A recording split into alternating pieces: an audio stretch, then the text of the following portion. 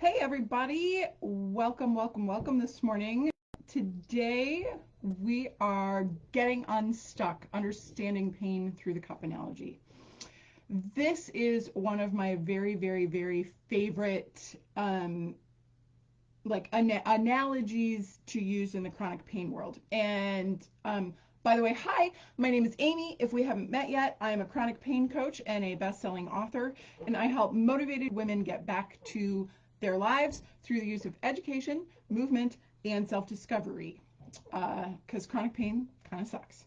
And I experienced it for 20 years, hated every minute of it, used the principles that I talk about to get myself on the road to healing, and am now almost 11 years pain-free, I think that's right.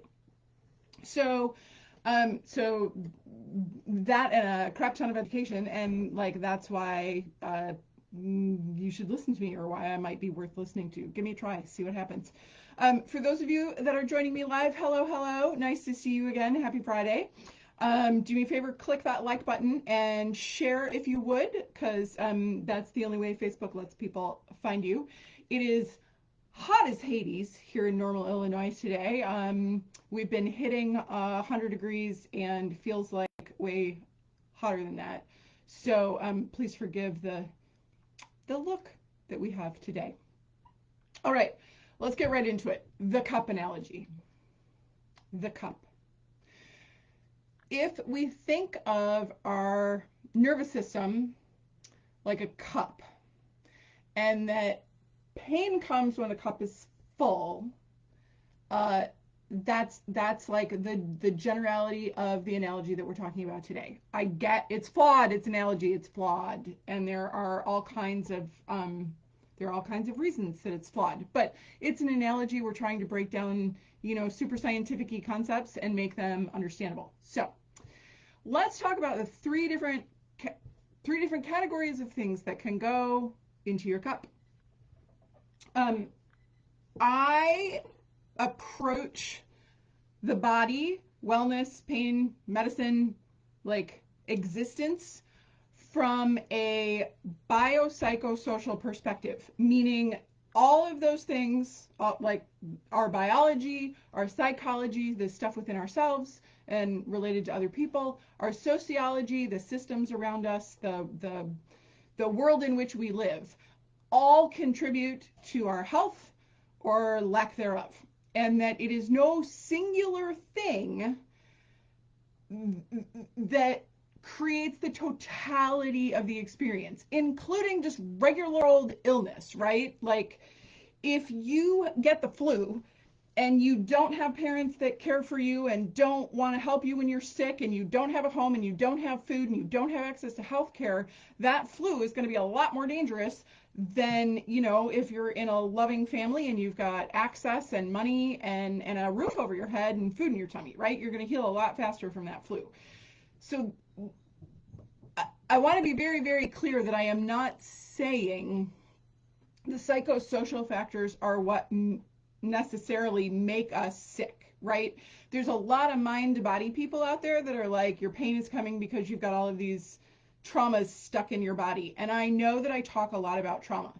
I'm not saying it's stuck in your body. I'm saying it's contributing to your cup. And the cup is the totality of you, okay? It's not like there's some, evil past ick that's like stuck literally in your tissues and that's what's causing you pain. That's not what we're talking about here, okay? What most of medicine is trained in is called biopostural structural. So all of our pain, all of our illness, we are looked at only through the biological lens. It's our posture, we're weak, we're not stacked appropriately, we're out of joint, we're this, we're that, it's all biomechanical fault.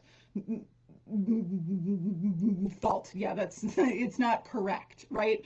It's looking at the human as though it's more like a car, and that it's just got bits and bobbles that need to be put back together or replaced or this or that, and then that will make the car like new. And that's not the way human beings work, which is why chronic pain is an epidemic in the first world, right? 1 in 5 people experiences chronic pain. That's a bit of a problem. So what research is finding is that this biomechanical structural postural view of the body is really not working to help people heal. Like, we're not getting people out of pain. It's not working. So we have to be looking at more than just tissue issues. Now, I am not saying that tissue issues don't matter, because they absolutely matter, because the pain has to start somewhere, right? I'm just saying that 20 years into my pain ordeal, I did not still have a sprain, because, things heal. So I just want to remind you that I have a free course that you can have a month-long access to, that covers like all of these things that I'm talking about in depth. If you want more information, I will drop the link in the comments. But yeah, I will do that when I'm done talking, because I don't have anybody on with me today to be able to drop that in the comments. But we're going to go back to the cup. I'm a little all over, a little too much coffee this morning, and my daughter was here. She ramps up my nervous system. She talks so fast that I always am like when I'm done talking to her. So forgive me. I'm going to take a breath.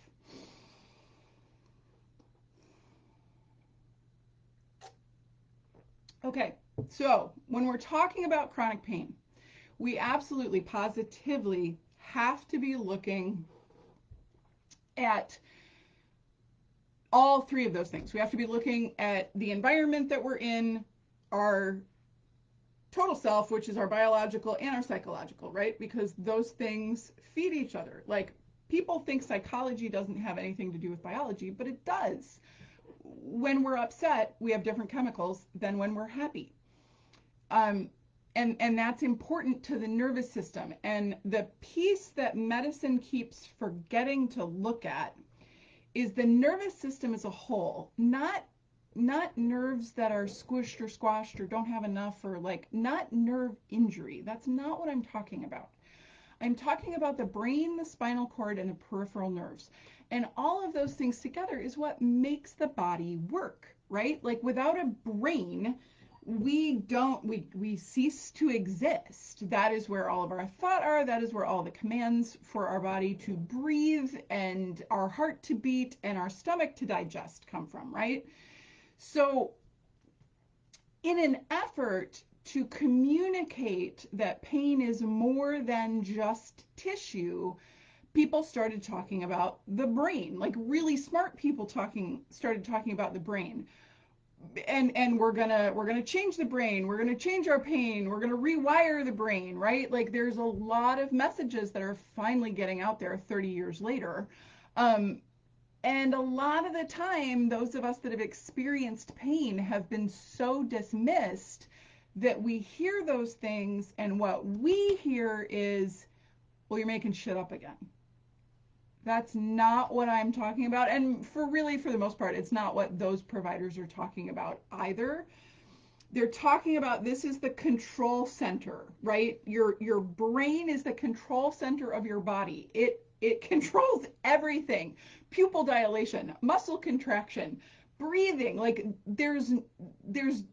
I understand that some things happen at the spinal cord levels, and for my really pedantic folks that like accuracy, I don't want to say everything happens in the brain, but pretty much, yeah. So words that describe or are used to talk about chronic pain are things like nervous system involvement. I tend to use that because I think it covers everything, and I think it tends to keep us away from this idea that it's in your head, because I do not think that your pain is in your head. Like, not at all. I think you're experiencing very real, very debilitating, very frustrating pain. I'm just saying it's not all tissue related. Another word that is used in research and like in clinical settings is central sensitization. And it just means that your central nervous system is really amped up. It is extra sensitive, and it's perceiving everything as a threat. The cup is full. The cup is full. It's full of stuff. And the stuff, because it's full, is causing pain. You're experiencing pain because of central sensitization, because of the brain, because of the BPS, biopsychosocial, because of it all, right? So just you boil that down any way you want, but the cup is the you of the you, and when it's overflowing like Shannon's is, there's lots of pain. And there's pain because the lights are too bright, or your daughter's voice is too loud, or because your underwear hurts your back. There's pain because work asked you to do one more thing and you just can't do it, or your partner forgot to get whatever at the grocery store, right? Like, our pain increases no matter what the thing is that's been dropped into our cup. Now, I wrote a blog post on this at the beginning of the week, and that gives you, like, in excessive detail, all of the things, well, not all of the things, but like the different categories. And we're going to talk about them real quick here. But you can go to restoringvenus.com / is this / or / whatever the appropriate, like what I / I think, I don't know, cup, that restoringvenus.com / whatever it is, cup. One of these days I'll remember. I'm old and I'm sorry, but yeah, so that's where the blog post is, and it will give all this stuff in detail to help you understand what goes into the cup. But I always say at the bottom of our cup is all that biological stuff. So that's your autoimmune diseases, that's your arthritis, those are your diagnoses, right? So whatever diagnosis you have, it's at the bottom of the cup, because chances are we can't take it out of the cup, right? It's just there. It is what it is.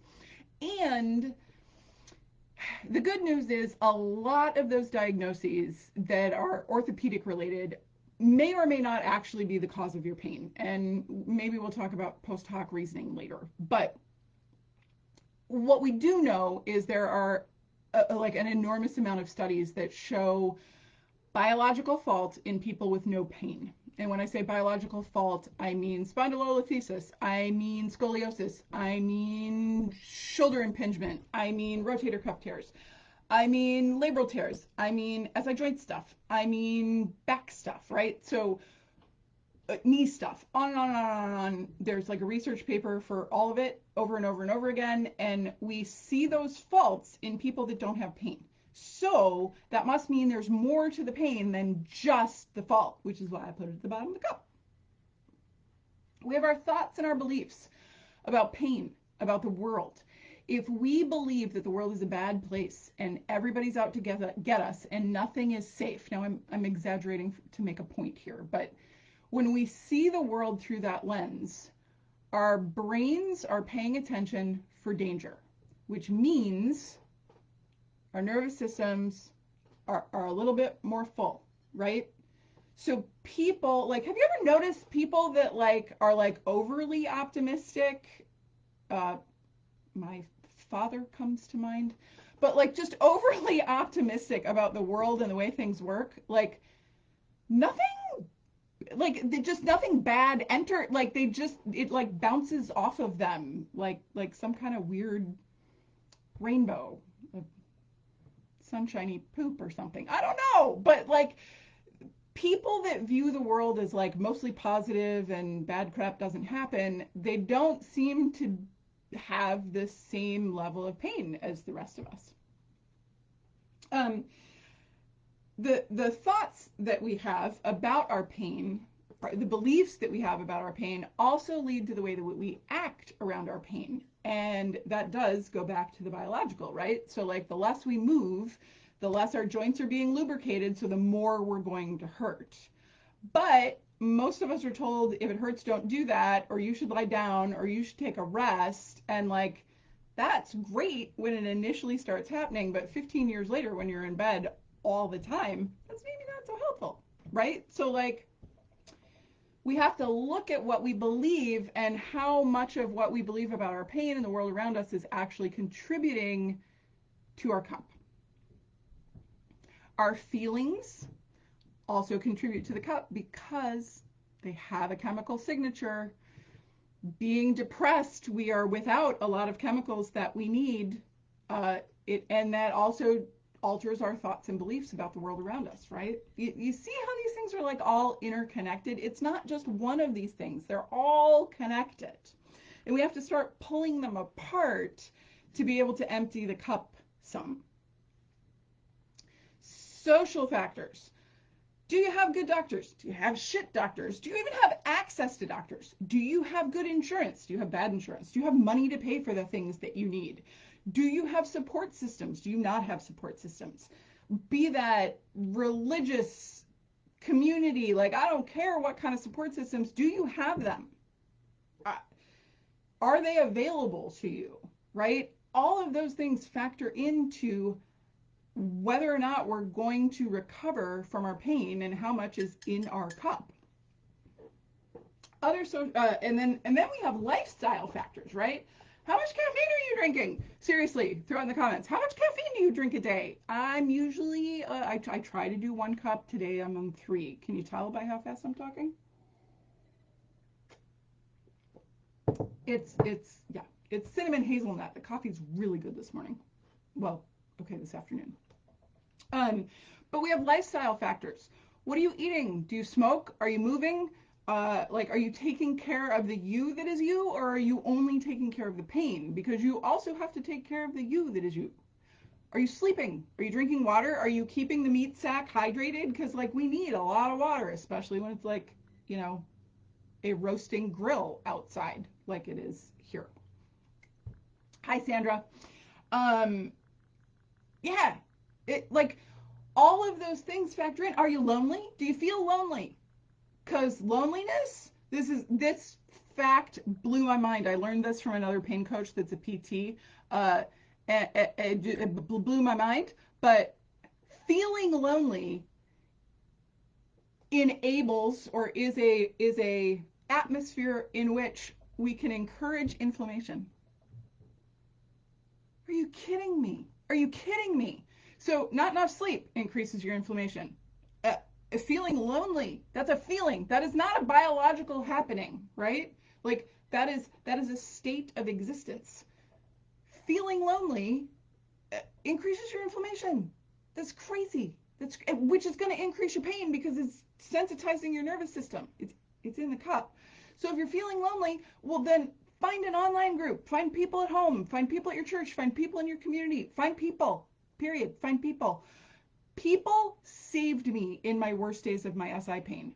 Facebook groups saved my life in the worst bits of my pain.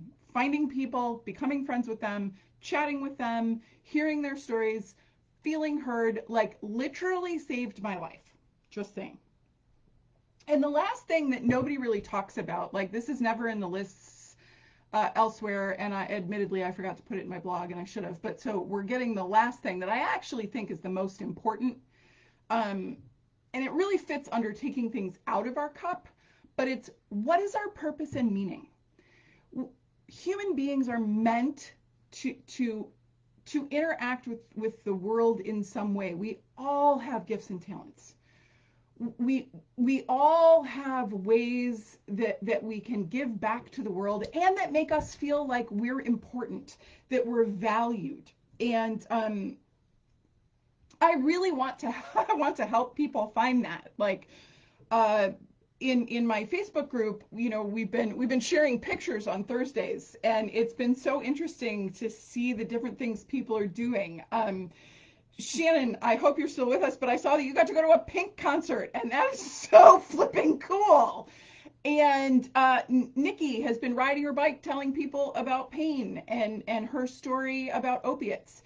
And I shared a picture of my little hamster, Miss Bianca, because she just brings me joy right now and acts as white noise when I sleep. But taking care of animals for me gives me a little bit of purpose. It's a small thing, right? That's a fairly small thing, but my need to nurture is really big. And so having things that I can take care of, I don't take care of plants very well, but living creatures makes me feel more fulfilled. And when we don't fulfill our purpose, when we aren't doing things of value, that's a huge lump of ick in the cup.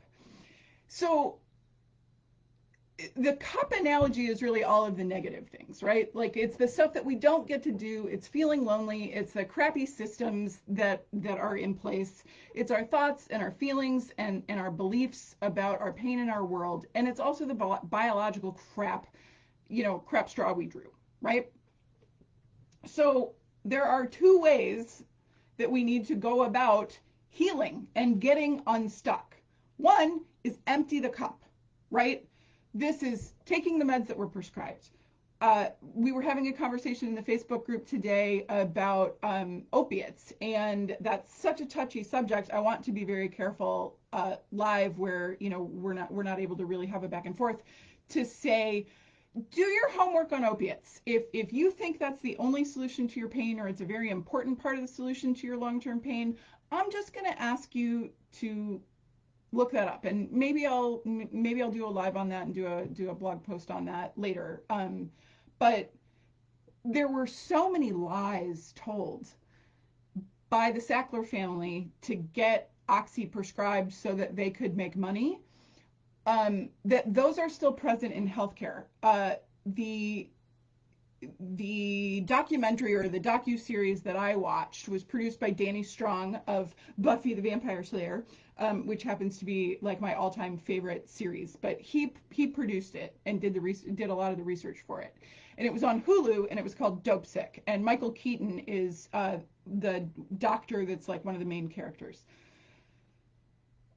Trigger warning, that show like made me physically ill. Like it took me a long time to watch, and there's a new one on Netflix, and I have promptly forgotten the name of it. So if somebody wants to throw it in the chat, that'd be great. But going through Dope Sick, one of the episodes, they started talking about how much money the Sackler family was giving to pain organizations that were funding research. And it made me violently ill, because I started a 501c3 with some friends about SI joint stuff, and then we found that our premise was wrong, so we had to shut it down. And in our bylaws, we had said we were going to give money to another pain organization. Well, in retrospect, I found out the organization that we gave the money to was really it was a shill for people trying to push Oxy, and I wanted to vomit, because it was a pain association. We learned about breakthrough pain in PTA school, and breakthrough pain was another made-up term by the Sackler family to get people to prescribe more opiates. They had lied about how long their medication works, and so really it was just the medication wearing off, or it was people becoming sensitized to the medication. So I learned about breakthrough pain. I learned about the pain scale and how it in the hospitals, it became like a thing that you have to ask. It's called the fifth vital sign, pushed by the makers of Oxy. We don't know the truth.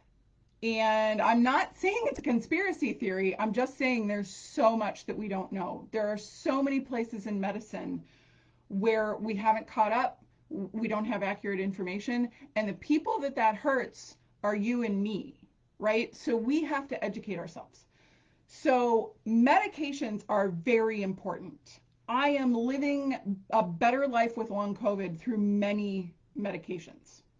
I am not an anti-med kind of gal, but I am saying know what you're taking.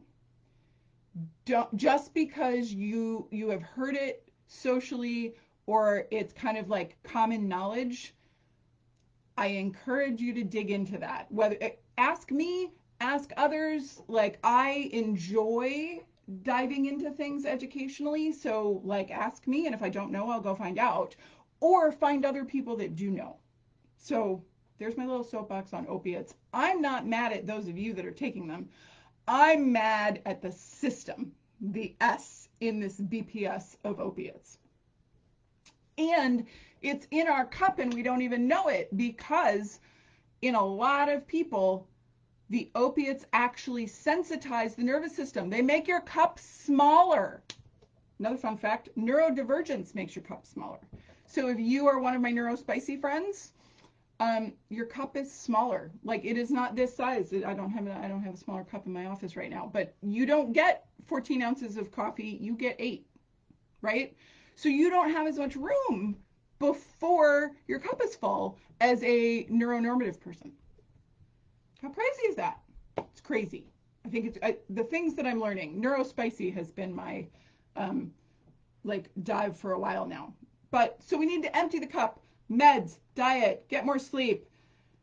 Anything that is stress related that you can get rid of, lower, learn to deal with, like anything in the stress related category will empty your cup. Sometimes you may need surgery. If it's orthopedic, you probably don't, but you may. Meditation, breathing, movement, all of those things will help empty the cup of the garbage that's in there that's causing our cups to overflow. Now, the other thing people don't really think about is we can keep the same amount of stuff, but if we build a bigger cup, it won't be overflowing. And I think this is where a lot of people forget that they have the ability to do this, right? You can build a bigger cup by healing traumas, doing the work, whatever that looks like to you, right?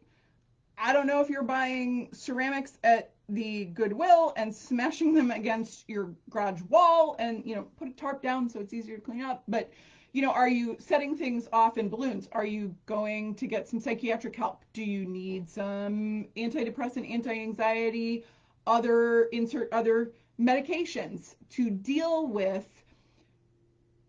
what's happening in your life? There is no shame in medication. And again, look it up and know what you're taking and know what you're doing, but there's no shame in getting help for those things. Do you need help sleeping? Because many of us do. Talk to your doctor. You need to build your hope and your resilience. These are two insanely important characteristics to healing from chronic pain, to getting unstuck. I've written blog posts on both of them. All you have to do is go to my website and search them. But we have to build the belief and the mindset and the ability that we're going to have meaningful lives despite our pain. And when we begin to believe that, our lives get bigger. And as our lives get bigger, our pain tends to recede. Happens every time. I'm not saying you're going to be able to get rid of your pain 100%. I don't know why mine is gone and other people's aren't. I don't know. I would like to know. I would like somebody to figure that out so we could all be pain-free. But I do know that you can live an infinitely larger life than you are right now by building resilience and hope. You need community. If you don't have it, find it. I will post up my Facebook group in here. If this is the first time you're seeing me, please come join us. We'd love to have you. If I'm not your cup of tea, that is totally fine. There are like a zillion Facebook groups for pain, people in pain. Go find the one that works for you. I'm going to encourage you to find one that like maybe everybody's not complaining about how awful it is, because that's also that goes into that cup. So you may need that for a time. Maybe you need to complain and bitch and be with other people that are like super, super, super, super angry, and that's okay. And then when you're done with that, move on. Because that will, like, both of those things will help empty your cup. If you need to be angry, be angry. Stop sucking that down. Quit pushing that down. It's okay to be angry at what you have lost. But when the time for that is over, you got to move on. The other thing that we can do to build a bigger cup is we can pace our lives. It's a pain in the ass, and I know it. And coming this fall, I'm actually doing an 8-week course on pacing for the holidays. We're gonna build our dream holidays, and I'm gonna help you break them down. We're gonna start in October so that when we get to those winter holidays, we have created a pacing plan that enables us to do the things that we want to do. And you're coming to the class with what you want. I'm not telling you what you want. I'm just going to help you break it down with tools, okay? And then we're going to use graded exposure. We're going to slowly, incrementally, at a painfully slow level, start to increase your abilities. That's how we build a bigger cup. That's how we get more room so that the pain doesn't just keep overflowing the edges. Because Lord knows we got enough of that. The world around us, the systems that we live in, the family, our friends, our coworkers, the people that we are in community situations with,